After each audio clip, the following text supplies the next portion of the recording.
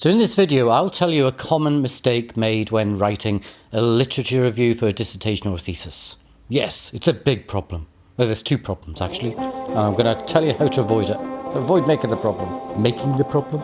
Having the problem. Oh, you get what I mean. Problem-free. Problem-free zone. Why I'm negative? Back to the story, because I've got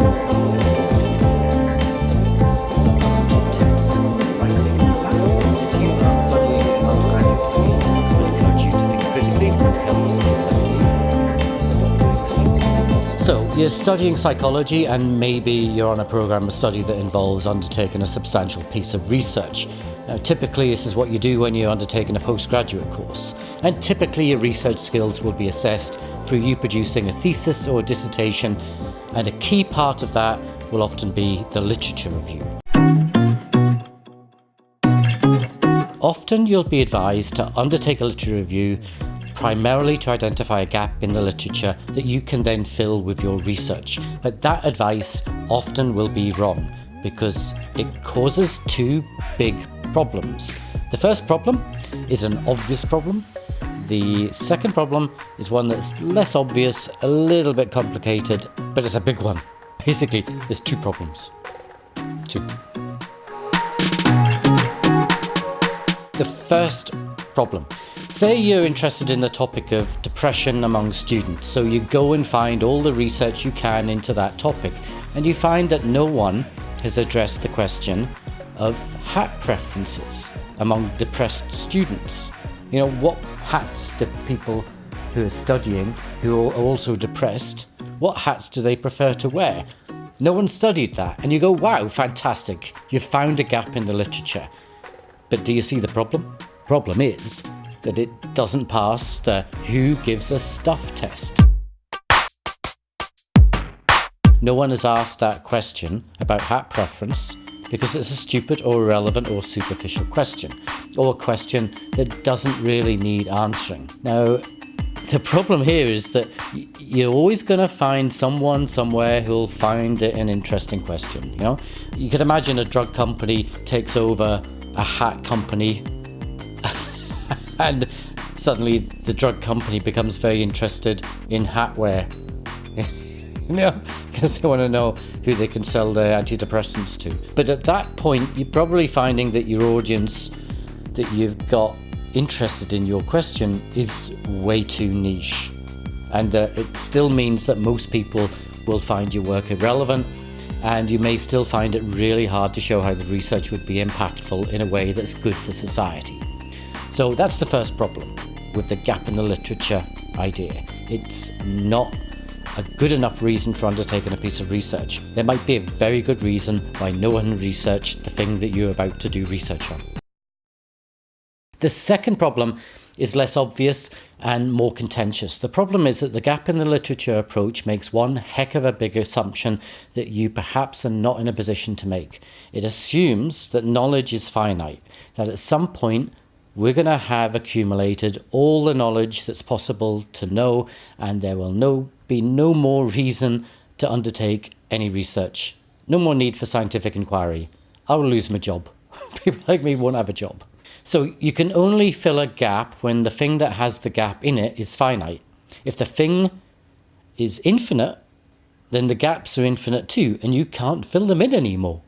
Because there are gaps everywhere. Now, the view that knowledge is finite is a view most often associated with religious belief. And if you're religious and you believe in God, then perhaps you're comfortable making that assumption about knowledge being finite.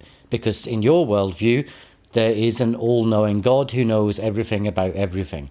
But outside of religion, the view that knowledge is finite becomes really hard to argue for. It becomes really contentious. And it means you're going to have to do a lot of thinking to ensure that you're confident in your assumption that knowledge is finite. You're going to descend down a lot of rabbit holes at a rapid pace, and you're going to enter into areas of deep philosophical thought that perhaps you didn't want to go down, and you're going to end up in a whole load of apparently irreconcilable debates. You're not going to have a good time. Actually, you're not going to have time for anything else. So, safest thing to do is just to avoid having the primary reason for your work being that is to fill in a gap in the literature. You need a different reason for doing your research, a different primary reason.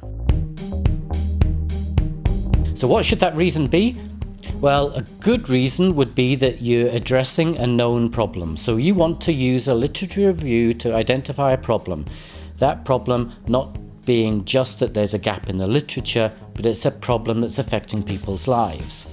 If there is something we lack knowledge about, there needs to be an important consequence for that lack of knowledge. So, for example, I lack knowledge of what you have eaten for breakfast this morning, but for me, and for most people, other than breakfast cereal manufacturers, that lack of knowledge about what you had for breakfast has no consequence.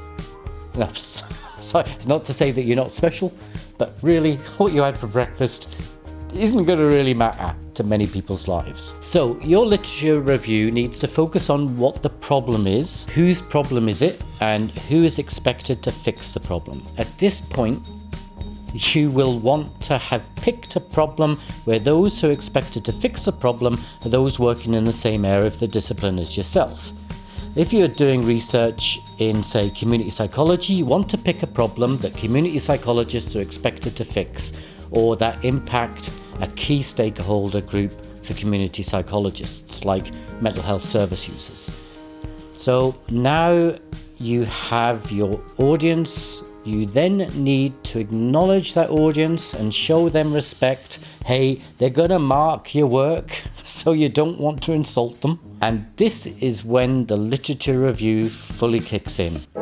Initially, your literature review will be providing information on the problem, say social statistics to show how many people are impacted by the problem. Then your literature review really kicks in, and you use that literature to show that you have understood attempts that have been made by your audience, for example, community psychologists, to address the problem. You gently point out why those attempts to fix the problem haven't been successful, why we still have the problem, and then you say how you intend to help community psychologists to fix that problem. And that will feed into your research aim and your research question.